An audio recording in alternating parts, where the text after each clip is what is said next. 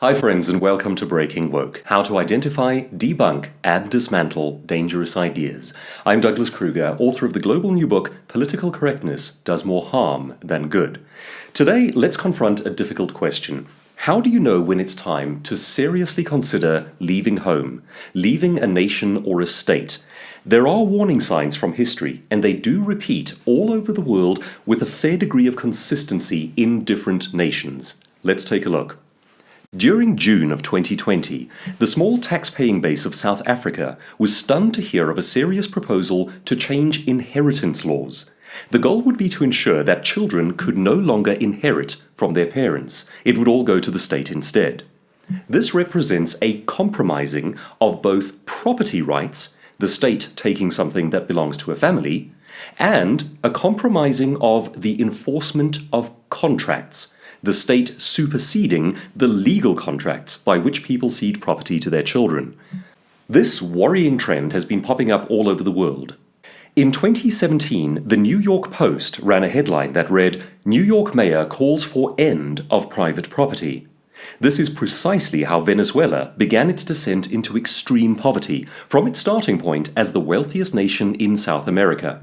Politicians regularly indulge in the kind of rhetoric by which they say that they will share the wealth. Phrasing it this way sounds a lot better than, "We will violate contracts and confiscate private property." But where they go further than mere talk and begin to genuinely push for legislation to override private property and contracts, mass poverty is not far behind. Politicians talking is one thing, but the savvy wealth builder and the person taking care of their family will view legislative changes as a sign to get out. At the risk of sounding like a fearmonger, it is worth noting that when extreme tyrannies do engage in the confiscation of wealth, they do so awfully swiftly, in order to ensure that individuals do not have the time to get their money out of a nation. China famously nationalized many of its citizens' bank accounts more or less overnight. Chinese families awakened to discover that their entire life savings had been confiscated in a single fell swoop. The lesson is to be sensitive to how real a threat the mere talk of politicians is becoming, and then to act before it is too late. So, here are the signs of progression. The lightest and subtlest form of this threat is punitive taxation, in which one group, generally the business class, is targeted with massive wealth penalties. While this is not ideal for anyone building their capital, it is still survivable. Nevertheless, it indicates an animating spirit behind the politics in which wealth and property are viewed with scorn. These are bad signs. Next comes the specific targeting of private wealth. When this begins, serious wealth builders begin to make plans to leave. This might include the appropriation of pension funds, or talk of punitive taxation on inheritance, or the abolition of inheritance altogether. This last idea comes directly from Thomas Piketty, author of Capital in the 21st Century. To ensure that the rich don't pass their wealth on to their children, Piketty proposes that upon a person's death, everything they own should go to the state, not their children.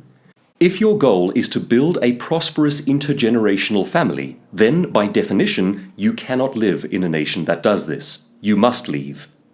What happens next depends on the government. Though the rising of poverty levels is more or less guaranteed, using the measure of history, such a nation may either merely become poorer, yet limp on tragically, or collapse entirely and become a failed state, or transform into a full-blown dictatorship generally premised on Marxism. But isn't it a moral improvement? Some will argue, using the fairness rubric, that even if everybody becomes poorer, it is nevertheless a more equitable scenario, which thus provides a morally superior outcome. This makes the mistake of thinking in terms of abstract classes rather than real human beings. It hinges on the assumption that all wealth is wrongly taken by bad people, not generated by good people. Yet try this real-world scenario. Imagine a poor family living in a ghetto or a township. They start their own small transportation business. They save, they struggle, they forego nice things in order to use their money to purchase a taxi.